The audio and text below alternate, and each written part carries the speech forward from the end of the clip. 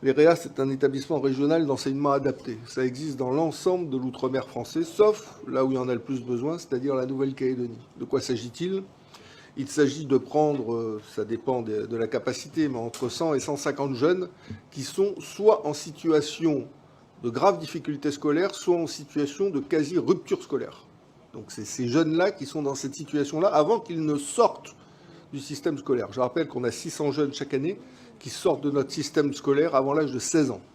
Et que bien sûr, c'est là que se trouve la première matrice des déviances multiples et diverses qu'on constate dans notre société, le cas échéant de la porte de sortie qui est la délinquance et le camp est. Bon.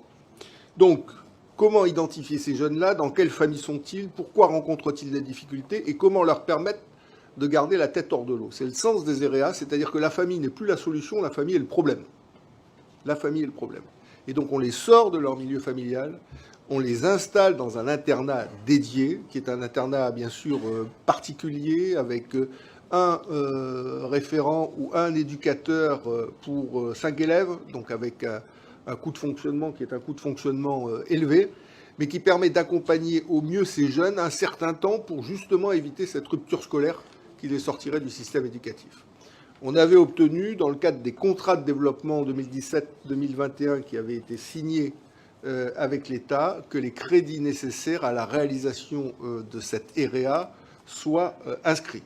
Ces crédits ont été inscrits dans les contrats de développement qui ont été votés par notre Assemblée. Et le travail avait été engagé, je pense que c'est par le vice-rectorat qu'il avait été engagé le travail comme administration opérationnelle chargée de la mise en œuvre de ce contrat de développement pour l'installation de l'EREA dans les locaux, autour des locaux, sur le terrain de l'actuel ALP de la Foi, qui se trouve aujourd'hui assez largement désertifié en termes de fréquentation scolaire.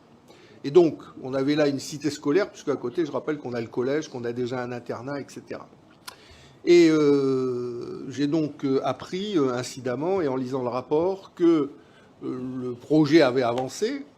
C'est bien sûr des enfants de tout le pays qui étaient en situation de rupture scolaire et qui étaient intégrés dans cet internat. La localisation à la fois, c'est une localisation géographique.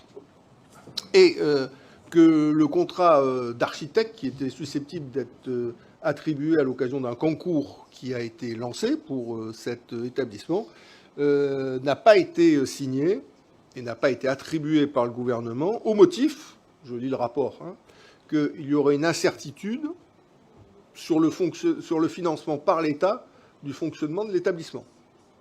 Et que tant que cette incertitude n'est pas levée, à partir de ce moment-là, le contrat d'architecte ne serait pas signé. J'espère que c'est la vraie raison.